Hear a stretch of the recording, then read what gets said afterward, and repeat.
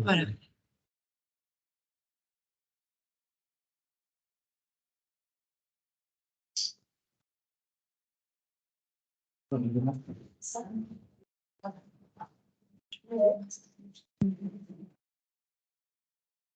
Bonjour à tous.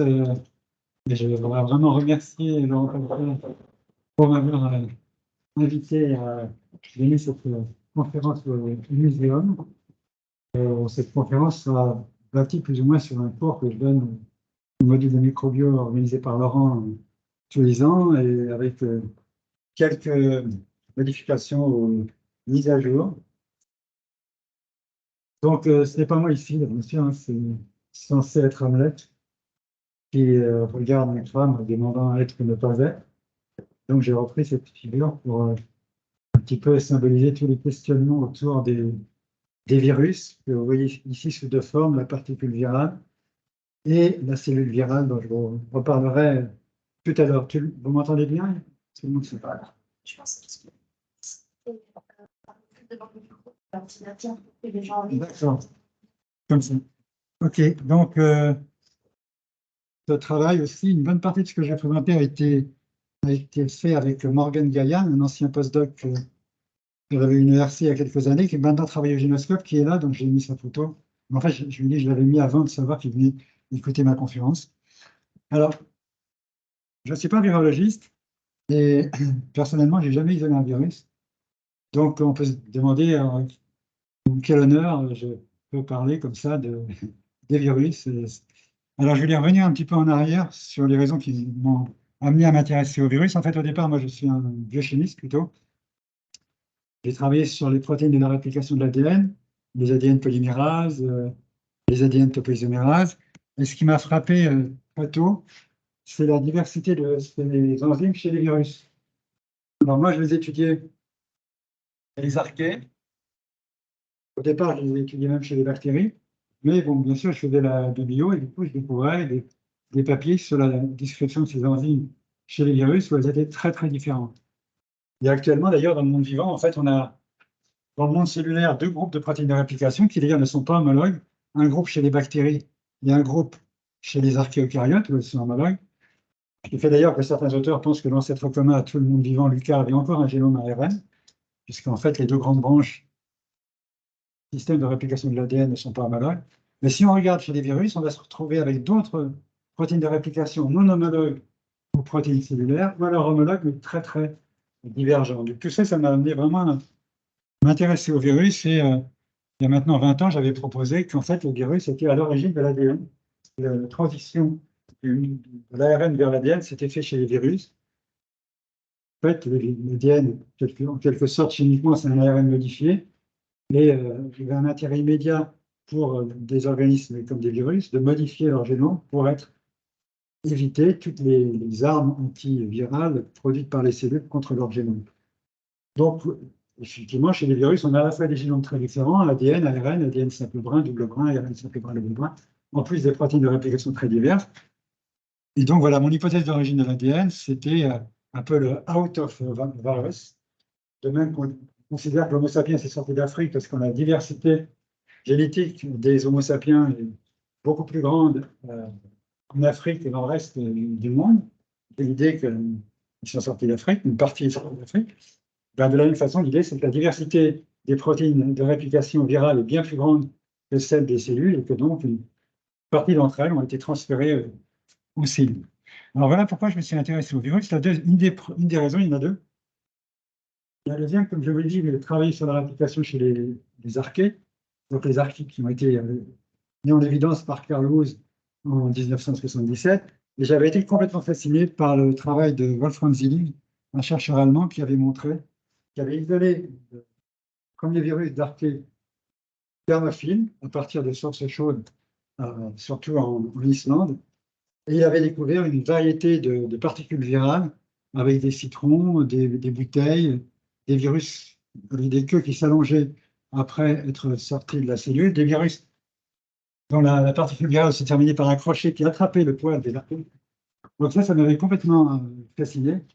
Ce travail avait été ensuite poursuivi par David Prangeshvili, d'abord en Allemagne, Et en fait, ce travail m'avait tellement fasciné que quand on m'avait proposé en 2000, ça fait déjà 20 ans, donc en 2003, de rejoindre l'Institut Pasteur pour prendre la direction à l'époque du département de microbiologie, j'avais invité David à me rejoindre pour monter ensemble une unité. Et donc, on avait monté une unité qui a fonctionné pendant une vingtaine d'années pour l'isolement, l'étude de ces virus. Et aujourd'hui, Bon, bah, c'est travail se poursuit d'ailleurs à l'Institut Pasteur avec Marc Krepovic, qui était un de nos anciens postdocs, qui a ouvert une unité sur les virologies qui s'appelle virologie des archées. Ça, c'était une photo qui a été prise lorsque on a fêté la fin de notre unité à David et moi et le démarrage de l'unité de Marc.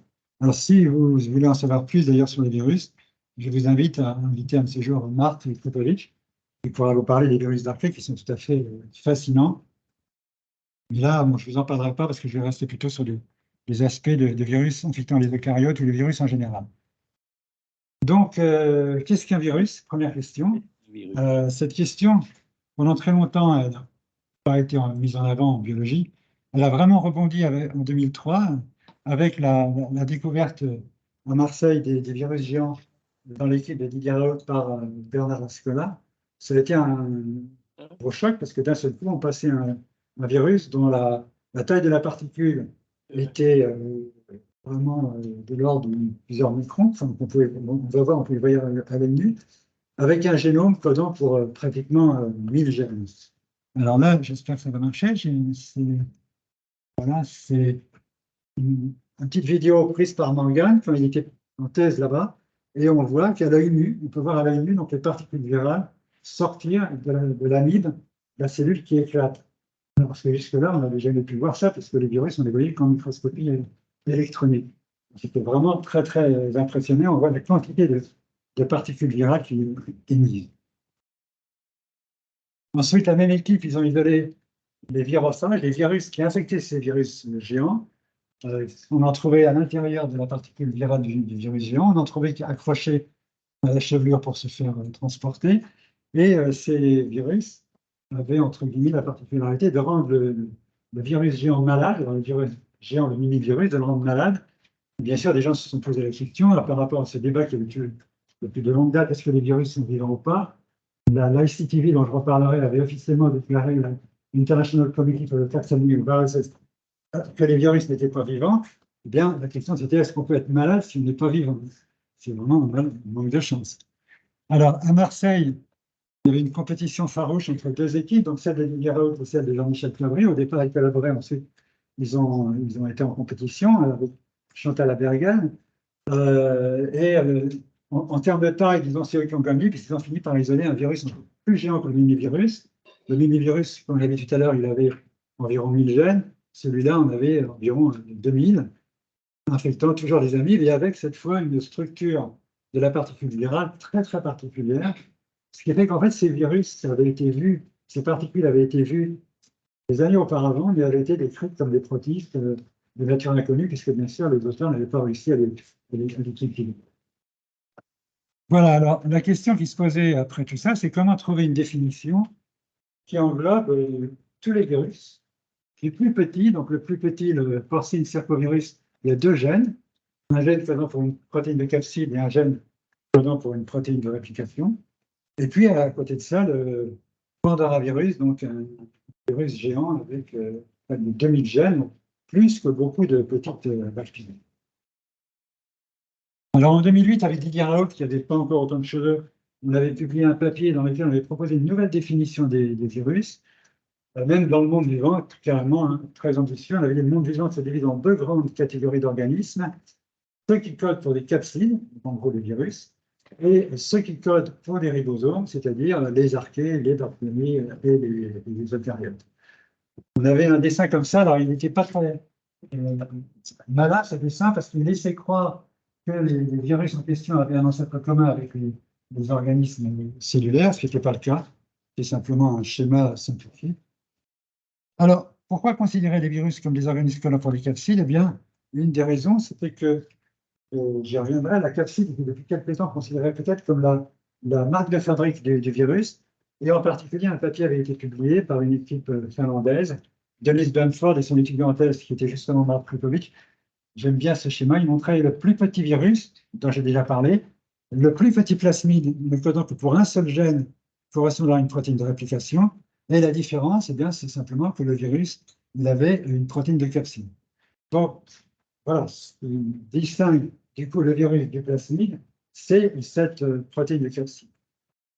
Alors, c'est un sujet qui fait encore débat, puisque l'ICTV reconnaît l'existence de virus qui n'ont pas de capsid, en particulier des virus ARN, qui sont parfois appelés sans capsid. Et de mon point de vue,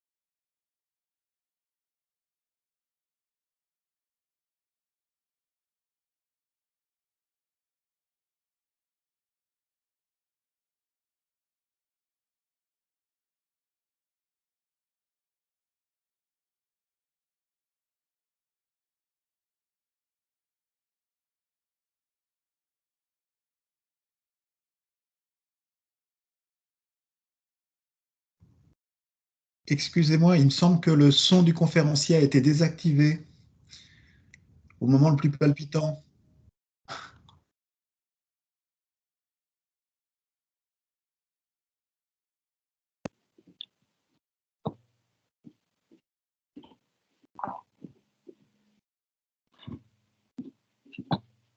Oui, des virus qui ont des capsides et des parois. Je suis sûre que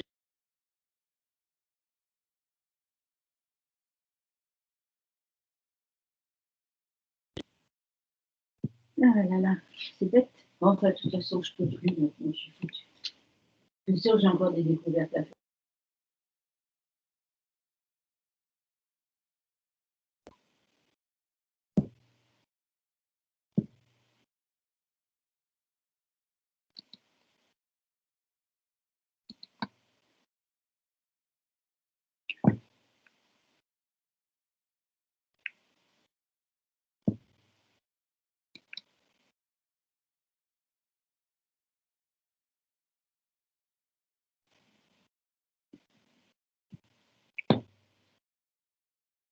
Ça marche plus, là, coupé.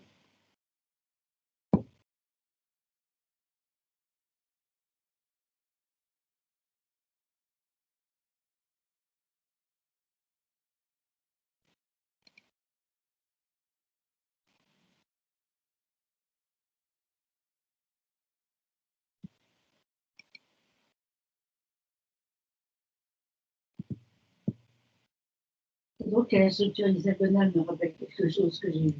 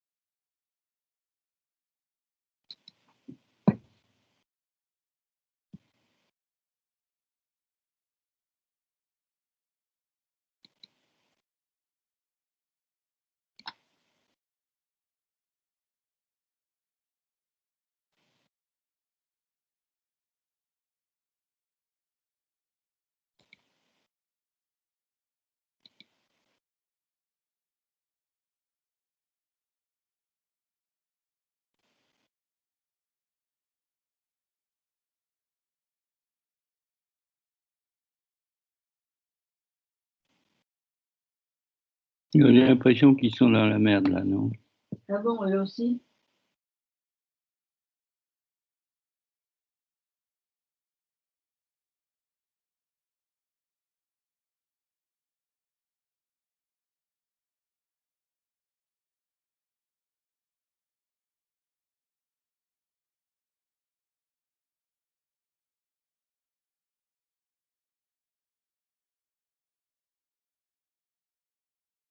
différent, de toute façon, je suis prête.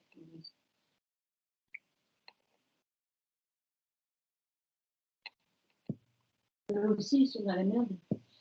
J'ai l'impression, je sais pas, non.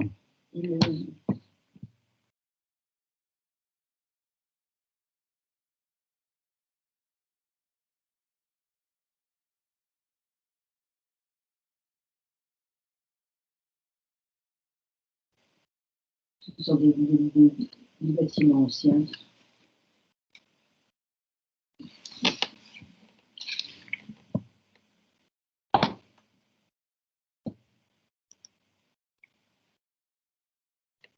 Ah non, il a l'air de continuer, je suis désolé. Peut-être un autre ordinateur, je ne sais pas. Peut-être un petit peu fatigué.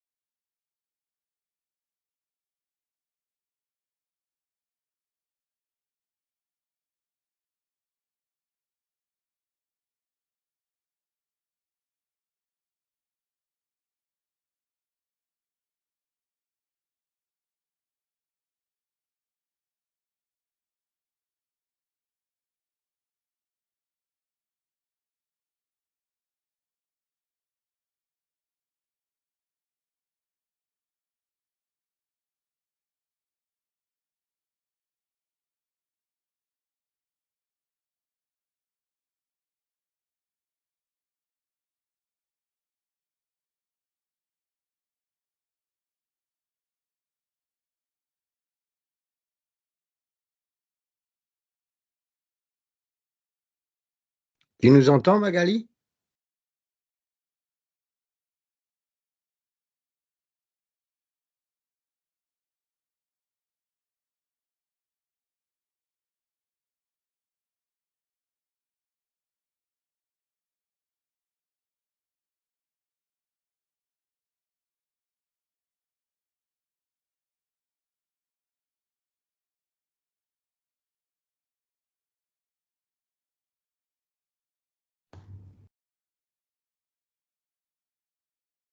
Magali, tu as aussi la touche fonction F4. Ça y est, normalement, c'est bon. Ah oui, nickel. Normalement, vous voyez la diapo et le micro est à nouveau enclenché. Super, merci.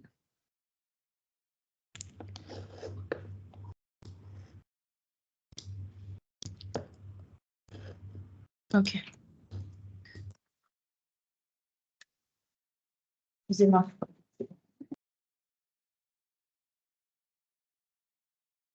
Donc effectivement, dans la cellule virale, le métabolisme est toujours présent, mais il est complètement réorienté par la présence de gènes viraux qui vont coder pour les protéines, qui vont réguler le métabolisme cellulaire de différentes façons, de protéines virales qui maintenant, de plus en plus, qui ont elles-mêmes une activité métabolique, qui vont réorienter le métabolisme de façon en fait à produire le plus de virions possible.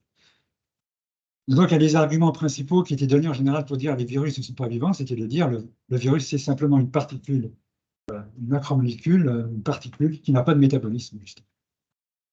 Alors, ce que j'aime bien également pour illustrer ce concept, c'est cette diapo où l'on voit en fait des cellules épithéliales, ici colorées en rouge, qui ont été infectées par le virus de la vaccine, et les cellules infectées sont en vert. Et on voit bien que le comportement de ces cellules a complètement changé, alors que les cellules non infectées vont former un tissu correct, normal. Les cellules infectées par le virus, en fait, vont perturber la formation de son tissu et au contraire, créer des ouvertures dans le tissu, des tunnels, pour justement faciliter le passage des virions et leur transmission au niveau de l'organisme. Et quand on commence à s'intéresser à toutes ces modifications que le virus peut provoquer dans l'organisme, moi j'ai pris un ou deux exemples de quelques articles. C'est un article qui m'avait vraiment marqué. Un virus de plante, ou un virus ARN de plante, où les auteurs avaient exprimé une seule protéine virale avec un vecteur plasmidique dans la plante, et ils avaient observé que environ 1000 gènes, l'expression d'environ 1000 gènes de la plante était modifiée par la présence de cette seule protéine virale, et qui entraînait entre autres la formation de racines complexes.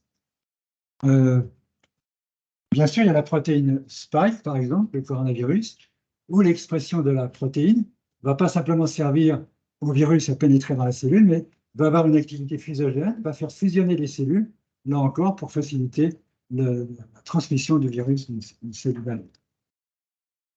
Alors, une idée qui n'est pas vraiment encore publiée, sauf dans Médecine et Sciences, mais je n'ai pas vraiment travaillé dessus, une idée qu'on a publiée dans cette revue qu'on a écrite avec Morgane l'année dernière, les virus et l'émergence des cellules eucaryotes modernes, en réfléchissant à ce concept de virocèle, donc le fait que le virus est capable de transformer profondément une cellule, sa morphologie, on s'est demandé est-ce que en fait, les virus n'auraient pu jouer un rôle dans l'apparition de la différenciation cellulaire chez les eucaryotes, la différenciation cellulaire particulièrement importante dans les eucaryotes multicellulaires, bien sûr.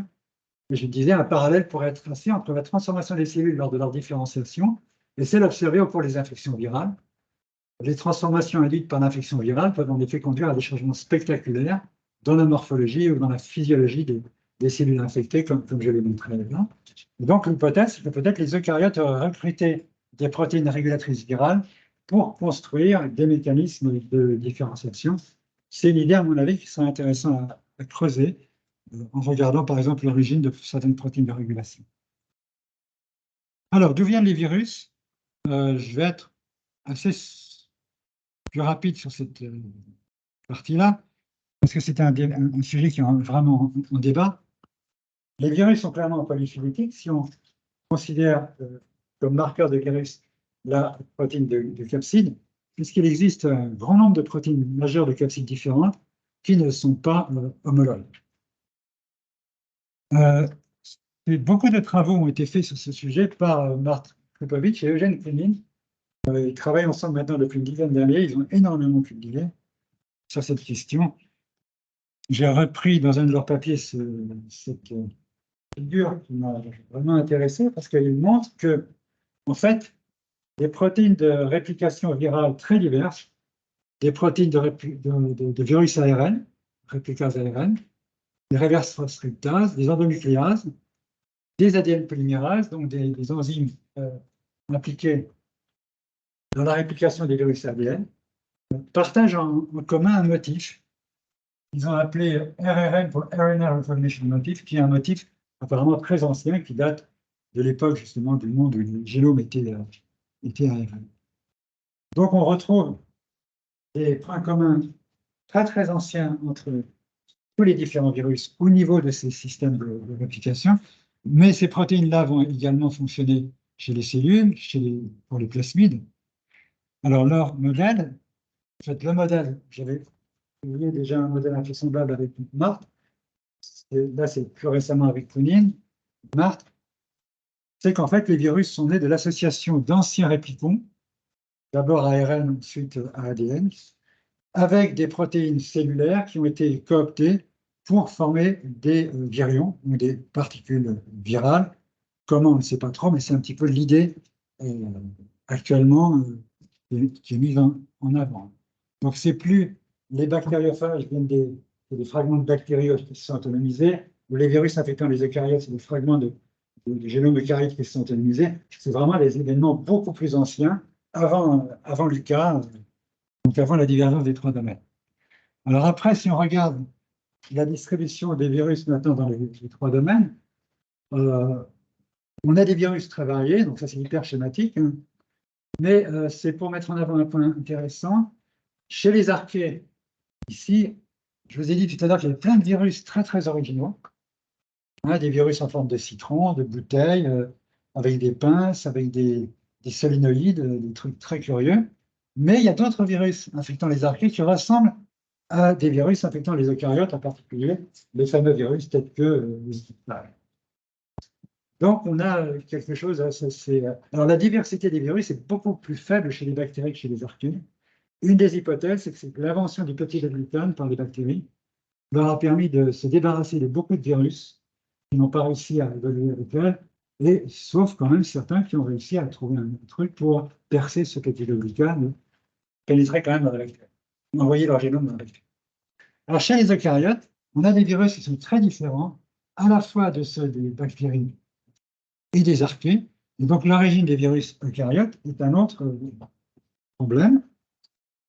Alors, on trouve, si on creuse, effectivement, des points communs très anciens entre virus eucaryotes et, en particulier, certains virus bactériens, mais ils sont très, très différents. Donc, on a une situation qui est un peu paradoxale, puisque au niveau de la biologie moléculaire, tout à l'heure, je vous ai dit que pour la réplication de l'ADN, les archées et les eucaryotes étaient très proches, les protéines homologues. C'est vrai pour les ARN polymérases, c'est vrai pour les protéines de transport, c'est vrai pour le ribosome. En fait, tous les caractères moléculaires font que quand on fait un arbre universel du vivant aujourd'hui, on met d'un côté les bactéries, de l'autre côté les archéocaryotes, soit groupe frère comme là, soit carrément les eucaryotes qui sortent des archées. Donc on a vraiment d'un côté archéocaryotes, de l'autre côté bactéries. Alors lorsqu'on regarde les virus et les éléments mobiles, en dehors du fait que les archées ont beaucoup de virus qui leur sont uniques, ils ont aussi en commun des virus avec les bactéries, et ils ont des plasmides, ils ont des CRISPR, ils ont des éléments d'insertion de type bactérien, ils ont des systèmes de restriction-modification. Donc, on pourrait dire, au niveau du mobilome, ce qu'on appelle parfois le mobilome, tous les éléments mobiles, les archées et les bactéries vont plutôt ensemble, et les eucaryotes à part. Et puis, il y a une grosse différence, alors, une des particularités, alors, voilà. Alors, une des particularités que j'y reviendrai quand même dans le cas des eucaryotes, c'est qu'on a énormément de virus eucaryotes ARN, comme le Covid, la grippe, alors qu'on en a très peu chez les bactéries, on en a quand même, et aucun chez les archées, j'y reviendrai. Donc, c'est une question. Alors, actuellement, par exemple, l'hypothèse que Mark Krivovich et Koenig ont proposée pour l'origine des virus eucaryotes, un papier qu'ils ont publié dans Nature Microbiologie cette année ou l'année dernière, eh bien, pour eux, alors, ils se basent dans l'hypothèse justement que les eucaryotes proviennent plus ou moins des archées et d'un groupe d'archées qu'on appelle les Asgard. Donc, ils parlent d'une bactérie, ils imaginent qu'une bactérie est infectée par une archée, Asgard, qui va devenir le noyau de la bactérie, puis ensuite une deuxième bactérie va donner naissance aux mitochondries. Alors, dans ce schéma, eh bien, vous voyez que les virus infectant les archées ne vont pas pouvoir infecter les eucaryotes, puisque l'archée pénètre à l'intérieur des eucaryotes. Ça expliquerait pourquoi on ne trouve aucun point commun entre les virus d'archée et les virus eucaryotes. Par contre, les virus qui infectaient la bactérie vont pouvoir évoluer avec elle, et donc ça expliquerait pourquoi on trouve des similarités, mais très faibles, entre certains virus infectant les archées et certains virus infectant les eucaryotes. Alors, personnellement, je ne suis pas du tout d'accord avec ce modèle. J'en dirais deux mots, mais bon, après, ce serait trop long. Ok, mais ça, c'est simplement pour illustrer ce que j'ai dit tout à l'heure, à savoir que les virus ARN qui sont ici représentés en rouge ou en orange, vous voyez qu'ils sont très abondants chez les eucaryotes, donc ARN double chaîne ou simple chaîne. Ça, c'est les différents types d'eucaryotes. Chez les bactéries, très rares. C'est le petit triangle rouge. Et chez les archées, il n'y en a pas du tout. Alors, est-ce qu'on ne les a pas encore trouvés? Mais il y a encore un papier récent qui vient de sortir où les auteurs ont vraiment spécifiquement cherché des virus ARN chez les archées, ils n'en ont pas trouvé. Alors, juste rapidement, je vous présente ma vision de l'évolution perso. Grâce à Morgan, qui a fait un arbre universel du vivant il y a quelques années basé sur les ARN polymérases, qui pour moi est toujours le meilleur arbre universel qu'on a à l'heure actuelle, où en fait, vous voyez que les eucaryotes et les archées sont bons frères et les asgardes sortent à l'intérieur des... Alors, si on revient au virus, l'avantage pour moi de ce schéma, c'est qu'on peut imaginer que les virus ARN qui ont dû apparaître à l'époque du monde ARN, en son génome ARN, si ce sont les ancêtres de ceux qu'on trouve aujourd'hui chez les eucaryotes, eh bien on peut imaginer qu'ils étaient présents chez Lucas, dans le dernier ancêtre commun. Ils étaient présents chez l'ancêtre archéocaryote, ils sont toujours présents chez les eucaryotes. Ils ont disparu chez les archées peut-être parce que l'ancêtre commun des archées était sûrement un organisme hyperthermophile et que l'ARN est très fragile à haute température. Et certains auteurs pensent que l'ancêtre commun des bactéries était lui aussi thermophile ou hyperthermophile, donc il ne serait pas complètement disparu, mais il serait beaucoup diminué. Voilà. Là, on est vraiment au niveau des différentes hypothèses et des spéculations. Alors, comment classer les virus maintenant? C'est un gros problème. En 2019, l'ICTV a sorti 150 différentes familles de virus. Comment les classer?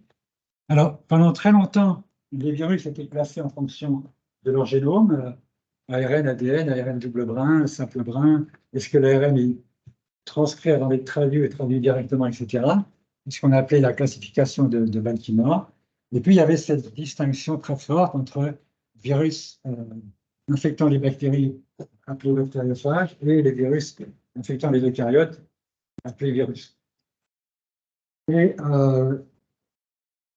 c'est surtout le travail des structuralistes, des gens qui ont déterminé la structure des protéines de capsides, qui a mis un gros pavé dans la mare. Par exemple, le travail avec Dennis Bamford et ses collaborateurs qui ont montré qu'un virus infectant les bactéries, le phage PRD1, et un adénovirus infectant l'homme, les eucaryotes, avaient la même protéine de capside, alors qu'au niveau structure de la protéine, alors que personne auparavant n'avait jamais imaginé de dire que l'adénovirus et le phage PRD1 étaient dans la même boîte, à part le fait qu'ils avaient un ADN double brin.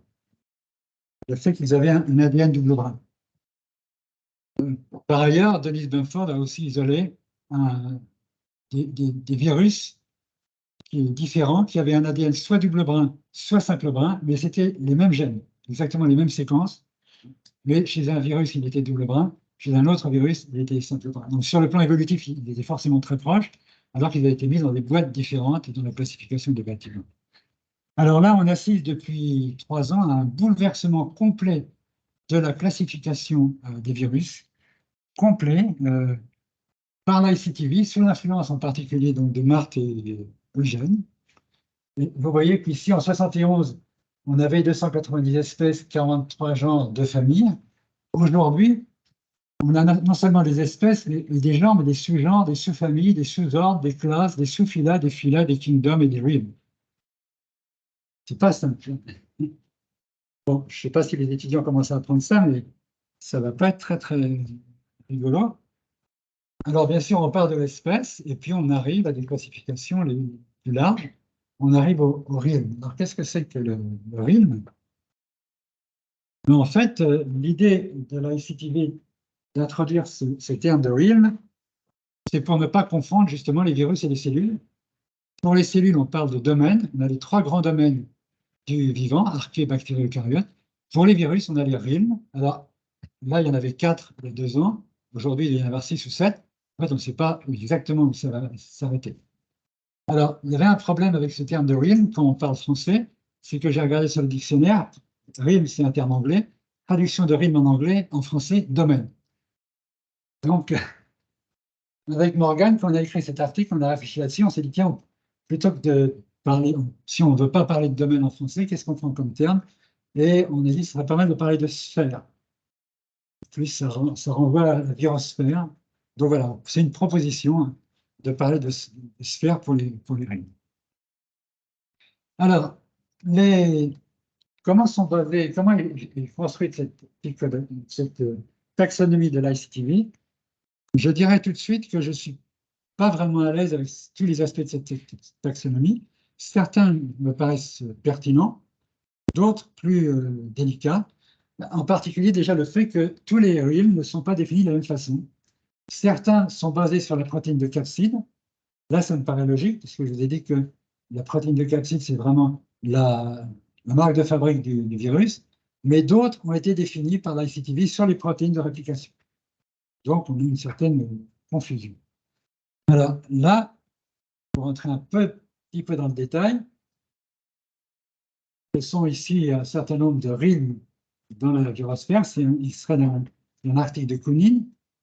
Donc, vous voyez que vous avez 4 RIM dont je vais vous parler, qui sont définis les Varidnaviria, les Duplonaviria par leur protéine de capside, leur protéine majeure de capside, qui ont des folds différents, c'est-à-dire qu'elles ne sont pas homologues, l'origine différente, le repliement est différent, un repliement qu'on appelle le double jelly roll, et un repliement qu'on appelle HK90 roll. Donc, ça, c'est parce que il a été identifié pour la première fois chez le virus Jelly Hong Kong.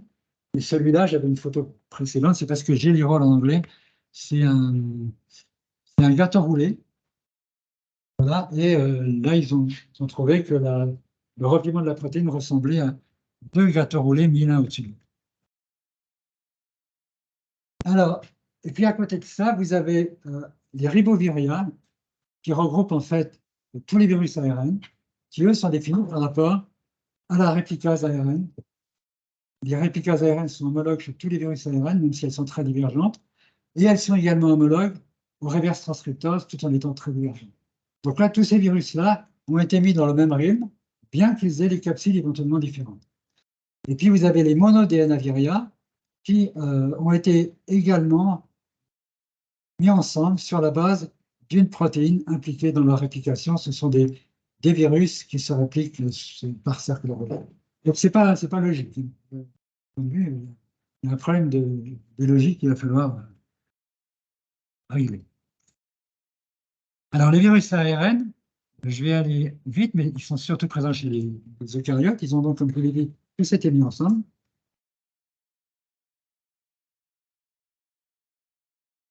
Sont très variés, hein, bien sûr, je ne vais pas entrer dans les détails. Et puis à l'intérieur, ils ont été subdivisés, bien sûr, dans tout un tas de royaumes, de phylums, de machins. Là, vous avez les 2 royaumes au sein des riboviria, les orthornaviria, et les pararnaviriae, hein, les uns correspondant aux virus ARN stricto sensu, et les autres à ceux qui ont une étape ADN, ARN-ADN, comme le sida. Et vous voyez déjà que parmi ces paranaviriés, vous avez les épadnaviriés, qui sont des virus à ADN. Simplement, ils ont une étape ADN-ARN qui est réalisée par une reverse transcriptase homologue des autres. Donc, ils ont été mis dans ce RIM, alors qu'en fait, ce sont des virus ADN. Vous voyez, des choses un peu complexes. Alors ça, c'est pour vous montrer comment ils ont établi toutes ces classifications. Là, c'est basé sur des phylogénies des ARN réplicases des virus ARN. Comme je vous l'ai dit, les séquences sont très divergentes, donc cette phylogénie est à prendre aussi quand même un petit peu avec des pincettes, mais ils en ont tiré un certain nombre d'idées.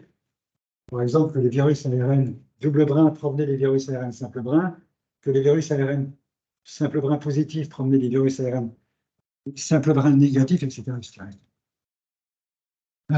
Alors, autre paradoxe, dans ce RIM, basé sur la protéine de réplication, l'endonucléase qui déclenche la réplication, eh bien, il y a par exemple les papillomavirus, les polyomavirus, qui sont des virus à ADN double brin, alors que presque tous les autres sont simple brin. Oui, il y a encore à mon avis, il y a encore des choses à améliorer. Alors, je vais parler un petit peu des duplonaviria qui sont très intéressants, parce que alors, ça veut dire DNA, duplo, double, DNA, ce sont des virus à ADN double brin. Là, ils sont tous à ADN double brin.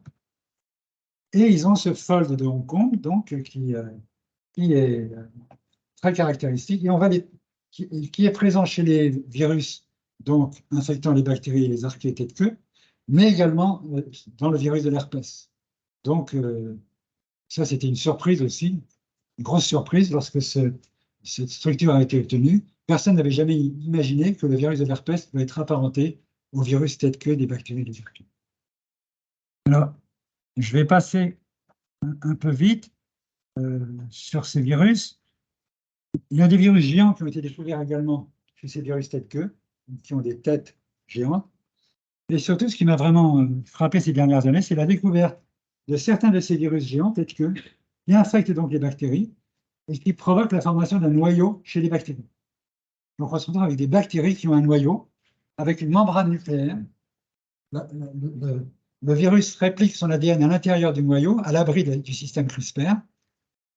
Et la traduction se fait dans le cytoplasme. Donc, vous avez les particules virales qui s'assemblent autour du noyau pour récupérer l'ADN qui est fabriqué à l'intérieur du noyau. Et juste la semaine dernière, il y a 15 jours, je ne sais pas, un papier est sorti où les auteurs, toujours le même groupe, hein, depuis ils ont publié plusieurs papiers, ils ont identifié les pores nucléaires, la protéine responsable de la formation du pore nucléaire, qui permet donc à l'ARN messager du virus qui va être transcrit dans le noyau d'être transporté dans le cytoplasme pour être traduit par les ribosomes. Donc c'est quand même assez extraordinaire. Alors ça, c'est une phylogénie que j'avais réalisée avec un postdoc en Taniou il y a quelques années. On ne l'a pas publié parce que là, les divergences entre ces séquences, ils avaient concaténé la séquence codant pour la protéine de capside de ces virus et la protéine permettant le packaging de l'ADN dans le virus. Il a fait une phylogénie, je vous la montre parce que bon, on avait les herpès en rose, en bleu les virus infectant les bactéries et en vert les virus infectant les archées.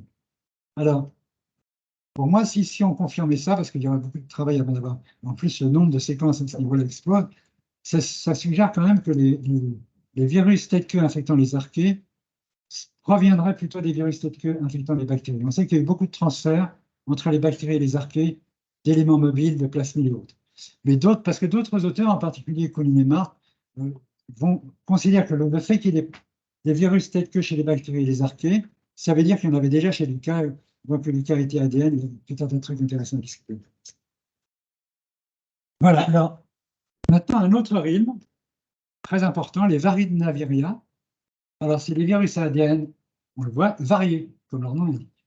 Variés parce qu'on a les virus géants, dont on a parlé tout à l'heure, le mimivirus, le pandaravirus, mais on a aussi le virophage, donc le virus qui infecte le mimivirus à partir d'un rime. Et puis on a des virus qui infectent les archées, des petits virus qui infectent les archées, et de petits virus qui infectent les bactéries. Et puis dans ce rime, on a tous les virus géants qui ont été regroupés dans un phylum qui a été baptisé Nucleocytoviricota. On a fait il y a quelques années, avec Morgan et Julien Guglielmini à l'Institut Pasteur, une phylogénie de ces Nucleocytoviricota. Je ne rentre pas dans les détails, mais là, vous avez la taille des génomes et les flèches en bleu pour indiquer que sans doute le caractère géant de ce virus est apparu plusieurs fois indépendamment au cours de leur évolution. Donc, contrairement à ce que pense par exemple Clavry, ce n'est certainement pas des virus d'anciennes cellules qui sont devenus des virus. C'est des virus qui sont tous de grande taille, mais certains sont devenus plus grands que d'autres. Et on avait publié aussi un papier dans lequel on avait cette fois... Alors, le papier précédent était basé sur la concaténation de 8 protéines communes à tous ces virus, en prenant simplement les deux protéines, donc protéine majeure de capside et la TPase. On avait pu faire une phylogénie dans laquelle on avait ajouté les virus d'archées et de bactéries. Donc là, on avait les nucléocytoviricota, ici les virophages, là d'autres virus eucaryotes, donc tout ça, ça infecte les eucaryotes. Et au-dessus, on a un groupe qui infecte les archées ici en vert et des groupes qui infectent les bactéries. Vous voyez que les virus qui infectent les archées, comme tout à l'heure, sortent à l'intérieur de ceux qui infectent les bactéries. Donc, on retombe bien dans c'est plus clair ici. On retombe bien dans le cas de figure que je vous avais présenté tout à l'heure, à savoir sur le fait que au niveau du mobilome, il semble que les bactéries soient plus proches des archées. Alors, les virus sont-ils partis de nos ancêtres? On a publié un papier récemment là-dessus pour faire un petit peu le point avec Morgane, les virus et l'émergence des cellules eucaryotes modernes. On va revenir sur cette phylogénie des ARN polymérases que je vous ai montré tout à l'heure, qui avait été réalisée par Morgane. Dans cette phylogénie, pour les eucaryotes, il avait pris, comme tout le monde, disons, l'ARN polymérase 2, celle qui transcrit les gènes codant pour des protéines. Vous devez savoir que chez les eucaryotes, il y a trois ARN polymérases nucléaires, la 1, la 2, la 3. Alors, il se trouve que les virus géants et les nucléocytoviricotins en général codent, la plupart, codent pour leur propre ARN polymérase. Donc, ça permet de faire un arbre phylogénétique dans lequel on va pouvoir mettre en même temps les virus et les cellules. Et du coup, lorsqu'on a réalisé ce travail avec Morgane et Julien, eh bien, on a obtenu un résultat très intéressant, à savoir qu'on avait les archées en haut. L'ARN polymérase la plus proche de celle des archées, c'était l'ARN polymérase 3. Et les ARN polymérase 2, 1 et 2 sortaient en plein milieu des familles d'ARN polymérase virales, ce qui suggérait qu'en fait, deux de nos ARN polymérases, y compris celle qui est entre guillemets la plus importante, la plus connue, qui transcrit tous les gènes qui vont être traduits en protéines, provient de ces virus. Et donc, en fait, on a eu une histoire complexe, certainement, avec un premier transfert de proto-eucaryotes vers les ancêtres de ces virus, diversification de ces protéines chez les virus, et ensuite rétrotransfert de deux d'entre elles chez les proto-eucaryotes, de telle sorte qu'au niveau du dernier ancêtre commun eucaryote, on avait déjà les trois ARN polymérases actuels, ce qu'on voit en regardant ces polymérases dans l'ensemble du monde eucaryote, avec des choses un peu plus compliquées au niveau des sous-unités, mais je ne vais pas entrer dans le détail. Alors, on a montré la même chose pour une autre protéine très très importante pour les eucaryotes, l'ADN topoisomérase de type 2A. Là encore, on voit les eucaryotes ici à droite avec l'ancêtre commun eucaryote, et on voit qu'ils branchent au milieu des nucléocytoviricotins. Donc la topoisomérase de type 2, c'est celle qui permet de faire passer un brin d'ADN au travers d'un autre brin en faisant une coupure transitoire double brin. Et on a ici les topoisomérases 2 des virus tête queue infectant les bactéries, et les bactéries sont en groupe extérieur très éloigné par ici. Plusieurs d'autres papiers il n'y a pas que nous qui travaillons un peu maintenant dans ce domaine, d'autres papiers sont sortis très intéressants ces dernières années. Un papier, par exemple, qui a montré que dans le génome de certaines algues, le génome était bourré de séquences de ces virus. Donc, en fait, les séquences de ces virus s'intègrent, un peu comme chez les bactéries avec la lysogénie. Ces virus géants sont capables de s'intégrer dans le génome des autres qui les infectent. Et là, un papier où les auteurs ont évalué de façon systématique la direction de transfert virus vers cellule, cellule vers virus, de tous les gènes qu'ils ont pu analyser, en les regardant aussi par catégorie. Et là, on voit des transferts eucaryotes vers virus. Ça, c'est classique, hein, tout le monde y pense, mais beaucoup plus intéressant les transferts virus vers eucaryotes. Et si on regarde en détail les transferts virus vers eucaryotes, on tombe sur effectivement des protéines de ce qu'on appelle informationnelles, des mécanismes centraux de la biologie moléculaire. Beaucoup, ils ont remarqué beaucoup de protéines de glycosylation virale qui étaient transférées aux eucaryotes, et on sait qu'elles ont pu jouer des rôles importants dans la différenciation cellulaire, justement, dans la morphologie cellulaire, etc. Donc, il est clair que les virus ont joué un rôle important dans l'eucaryogenèse. Alors, un travail qu'on a publié l'année dernière, c'est à propos de l'actine. C'était une surprise. Donc, l'actine, une protéine du cytosquelette. On a trouvé que certains virus géants codaient pour de l'actine. Donc, Violette D'Acunha, aussi, qui travaille maintenant au Génoscope également, une ancienne postdoc, on a beaucoup travaillé ensemble avec Morgane. Elle a réalisé une phylogénie très détaillée des actines. Alors, c'est intéressant. Vous voyez que là, vous avez les actines d'archée, on appelle les crénactines. Et là, vous avez toutes les actines. Alors, chez les eucaryotes, vous avez l'actine, dont on parle tout du jour, mais vous avez les actine-related proteins, qui sont les paralogues, vous en avez plein, qui étaient déjà sur le présent chez les cas. Et on voit qu'en fait, toutes ces arcs sont très proches des actines d'Asgard, des archées Asgard, qui ont des actines. C'est un des arguments qui a été avancé pour dire que les Asgard sont nos ancêtres, et qu'on a trouvé chez eux une actine de type eucaryote, mais en fait, on l'a trouvé nous après aussi chez d'autres archéopathies, et comme on le voit ici, chez les virus. Et si on focalise, si on regarde de plus près ce qui se passe chez les eucaryotes, donc ici, eh bien, on s'aperçoit en plus que l'actine eucaryote branche en fait au milieu d'un groupe de viractines, on a appelé viractines, d'actines collées par des virus. Donc, on est un peu dans le même cas de figure que pour l'ARN polymérase. On a certainement eu un transfert très tôt d'une actine ancestrale de proto-eucaryotes vers les ancêtres de ces virus et rétrotransfert de ces virus vers les proto-eucaryotes. Alors, du coup, il faut parler d'une hypothèse très excitante, c'est les virus et l'origine du noyau des eucaryotes. On a écrit une revue à ce sujet avec Morgan. C'est une hypothèse qui a été proposée en 2002, indépendamment par deux chercheurs. Un chercheur japonais, Takimura, et un chercheur, néo-zélandais, Phil Bell. En fait, ils avaient bien remarqué des similarités dans le cycle cellulaire des virus de la vaccine et le noyau. Ils se répliquaient dans le cytoplasme comme le noyau. Il y avait il utilisait des membranes du réticulum endoplasmique pour faire son usine virale, etc. Alors, ça a été, la plupart des biologistes ont rigolé, hein. Ils sont fous. Surtout qu'ils pensaient au virus en termes de virion, le virion devenant un noyau. En fait, ce n'est pas un virion devenant le noyau, c'est éventuellement une usine virale devenant le noyau, ou bien des eucaryotes utilisant des protéines virales fabriquant l'usine pour se faire leur propre usine virale. On va dire le noyau, c'est un peu comme une usine à chromosomes. Donc, c'est une hypothèse qui, bien sûr, a fait sourire. Alors là, on a fait un petit peu la revue de ça. On a vu tout à l'heure qu'il existe des virus qui infectent les bactéries, qui fabriquent des noyaux dans la bactérie, avec des pores nucléaires. Chez les nucléocytoviricota qui infectent les amibes, on a également une usine virale qui a quand même la taille du noyau de l'amibe, c'est assez spectaculaire.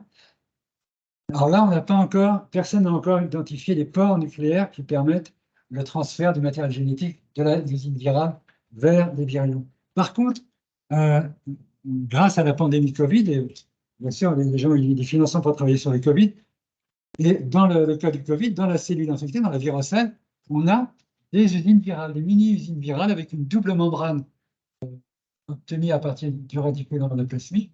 Et vous avez ici l'ARN viral, ici les ribosomes, et vous vous dites, ben, il faut bien qu'il y ait des pores au niveau de ces structures pour que ça se transfère. Et effectivement, une équipe américaine a pu isoler ces pores, les structurer et faire un science il y a 2-3 ans. Et voilà l'apport du Covid, port nucléaire du Covid, et là l'apport nucléaire du noyau de nos cellules. Alors elle est beaucoup plus grosse, c'est vrai. Hein? Là, celle-là, c'est une protéine virale géante qui fait l'apport avec l'association avec d'autres, mais c'est quand même frappant.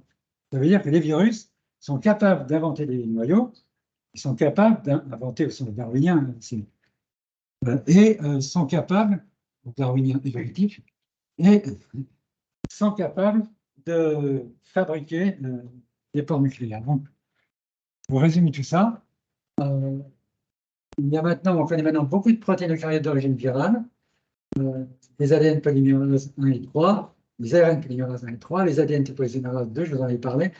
D'autres auteurs ont mis en évidence, c'est moins clair, mais il semble que les ADN polymérase eucaryotes, les 3 ADN polymérases pourraient être d'origine virale, les histones, les enzymes du capille de l'ARN messager, on a vu avec la cline, etc. Donc, c'est assez clair que les virus, l'interaction entre les virus et les proto-eucaryotes a dû jouer un rôle important au cours de l'évolution. Alors, il ne me reste pas beaucoup de temps, mais je vais juste vous raconter une dernière histoire qui a été publiée dans Nature cette année avec Morgan et Tom Delmon au Génoscope à la découverte de nouveaux virus. Alors, je vais essayer d'aller un peu vite, mais on était parti toujours de l'ARN polymérase, et cette fois, grâce à l'expédition Tara, Tom Delmon a accès au Génoscope à vous donner de taré, avec Morgan, ils analysent ça. Ils se sont posé la question de la diversité de ces nucléocytoviricota, est-ce qu'on peut la détecter avec justement les gènes codants pour les ARN polymérases. Donc là, vous avez un arbre d'ARN polymérase avec les archées en haut. Vous reprenez en bleu les 3 ARN polymérases eucaryotes. En noir, les ARN polymérases des virus connus, qui étaient déjà connus, des nucléocytoviricota, et en vert, des ARN polymérases de virus détectés par la métagénomique. Mais bien sûr, on était intéressé peut-être de préciser justement quelle est l'origine, quels sont les virus qui nous ont donné l'ARN polymérase 1, mais il y a une lignée qui a l'air d'être très proche de l'ancêtre qui a donné l'ARN polymérase. Alors, en faisant ça, ils ont identifié plein de nouveaux virus. Ils ont fait des phylogénies basées cette fois sur plusieurs protéines, 4 protéines. Et vous avez ici ces types de phylogénie. Et en faisant ça, ils ont trouvé un groupe de virus étonnants. Donc, ils ont appelé mirus pour surprenant, latin, mirum, surprenant. Pourquoi surprenant? Parce que, comme je vous l'ai dit, ils sont partis des ARN polymérases des nucléocytoviricota. Donc, on s'attend à trouver, ce sont des varinaviria. Si vous avez suivi l'interrogation écrite, les varinaviria, ils ont la protéine de capside double géliophone, le double gâteau roulé. Donc, on s'attend à trouver le gène codant pour cette protéine. Certains ont même plusieurs gènes codant pour cette protéine, il y a rares exceptions. Ces virus ont également des ATPases de packaging homologue, différentes de celles des autres rimes. Eh bien, on ne les trouvait pas. Donc, la question était de savoir est-ce que c'était des grands plasmides, peut-être pas des virus, ou bien de nouveaux types de virus. Et finalement, ils se sont été mis en évidence avec un coup de main de Mark Klepovich que finalement, ces virus avaient la protéine de capside, donc celle de l'autre rime. Donc, on avait des virus qui correspondent à la protéine de packaging, pareil, de l'autre rime. Donc, on avait en fait des virus qui faisaient l'hybride, le pont entre deux rimes. Tout de suite, ça montre que les classifications figées sont. Donc, c'était tout à fait excitant d'avoir ces nouveaux virus qui faisaient le lien entre les varinaviria et les diplodnaviria.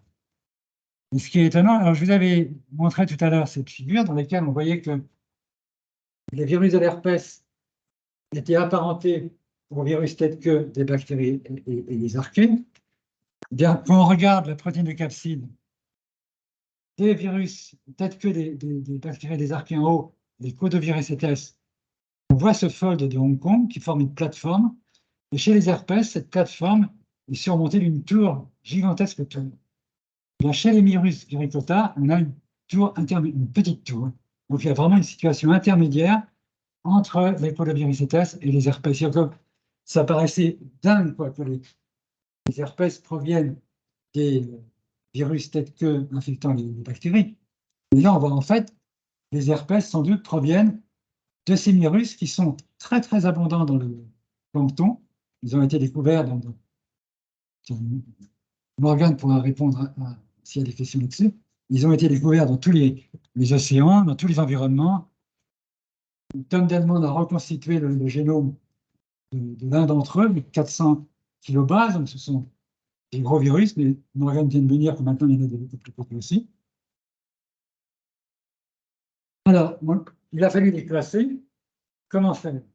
Alors là, on les a classés au sein des diplodnaviria, parce qu'on s'est basé sur le virion, et on a proposé un nouveau phylum, les mirus viricota. Mais si on avait choisi de les classer sur la base de leur génome, comme dans le cas des virus ARN, il aurait fallu les classer dans la sphère des varinaviria. Donc, vous voyez que c'est vraiment des choix humains. Ça a quand même fait un scoop parce que le fait qu'il y ait l'herpès, même s'il n'y avait pas eu l'herpès, pour le grand public, le fait que les varinaviria et les diplodnaviria, qui est des virus hybrides, ça n'a sans doute pas eu un impact majeur, mais là, comme il y avait l'herpès dans le coup, ça a été repris par le CEA, par le CNRS, etc. On a fait un autre papier récent avec Morgan, pour l'instant, de mimivirus ou mirus-virus, la caisse pour les gens. Voilà. C'est quasiment fini. Alors, une grosse question, c'est que clairement, ces virus, par exemple, infectent des protistes, mais on ne sait pas lesquels. Quelle diversité? Des algues, peut-être aussi, on ne sait pas trop. On ne sait pas pour le moment. Peut-être que Morgane a des nouvelles là-dessus. Voilà, et donc je m'arrêterai là et sur quelques questions encore. Hein. Une affirmation, c'est que les virus ont joué un rôle majeur dans l'évolution de la vie sur notre planète. L'évolution, c'est diversité et sélection. Ils jouent un rôle majeur dans la diversité, un rôle majeur dans la sélection. Des grandes questions. Quelle est l'origine des virus à ADN eucaryote? Est-ce qu'ils proviennent tous des quelques virus ARN bactériens, ce qui est l'hypothèse de Pouline, ou est-ce qu'ils étaient déjà présents à l'époque de Lucas, etc. C'est une question intéressante. Et puis, combien de nouveaux rimes à découvrir? Et puis, si vous